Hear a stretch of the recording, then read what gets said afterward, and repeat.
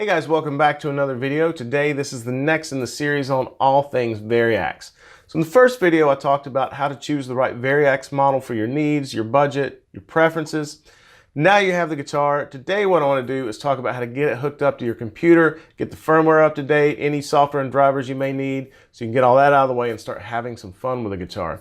So when you got your Variax, it should have come with this USB adapter. It's USB on one end and Cat 5 on the other. You run the Cat 5 cable to the Variax and of course USB to your computer. Now if you happen to have an older model Variax, you may have an adapter that looks like this. Same thing though, Cat 5 on one side, USB on the other. A couple things to note when you hook this up. There are two lights on this, one on the USB side and one on the Cat 5 side. When everything is hooked up and everything is talking to each other like it should be, both of these lights will be green. If one of these lights is red, depending on which side, it'll tell you which one is not doing what it's supposed to be doing. So keep that in mind. Also on the Variax, you hook up the Cat 5, you also need to remember to hook up the 1/4-inch cable and make sure that the battery is charged.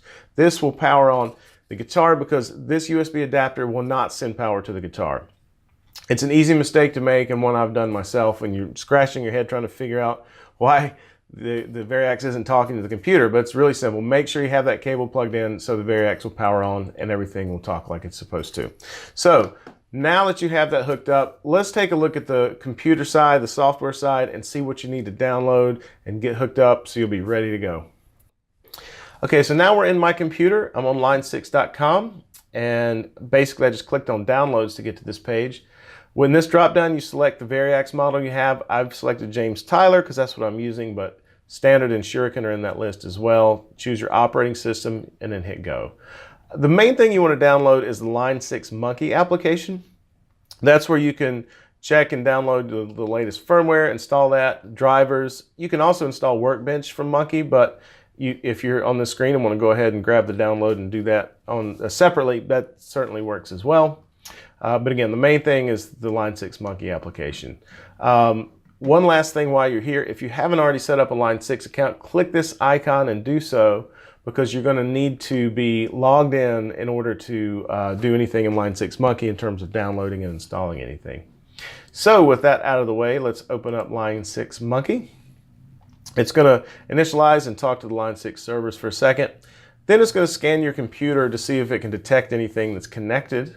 When that comes up, you have as in this case, the interface and the guitar itself. So I'm going to select the guitar and hit OK.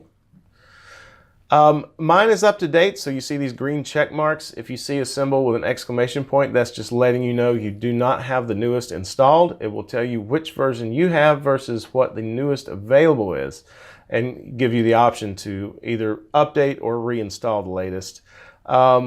Most of these are pretty straightforward. On the flash memory, you do have the option to roll back if you want to roll back to an older firmware version, or if you may have an old firmware version like pre 2.0 or something, you can keep that file and then use this update from file as a way to do that.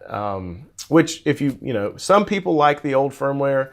Personally, I've really enjoyed from 2.0 up. I've liked everything about it, but opinions vary, and there's some folks that like the older one. So that's a good way to get the guitar back to the older version if you have that file there. Otherwise, it's pretty much just reinstall latest.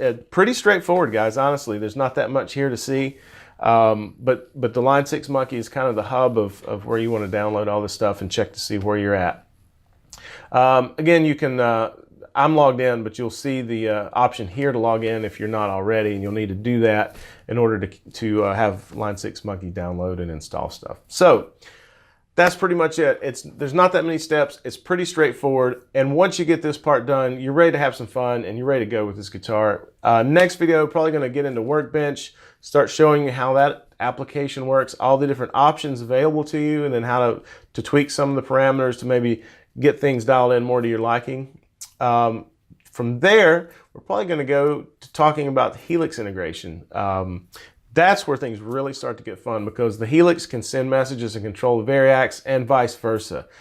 So you can have the volume or tone knob on the Variax, control parameters on the Helix. You can have the Helix tell the Variax to change tunings, to change guitar models, pickup models. So it's really a lot of fun possibilities open up when you start doing that. So stay tuned for those videos. They'll be coming out shortly. And feel free to leave me comments, like, subscribe, hit that notification, and we'll see you next time.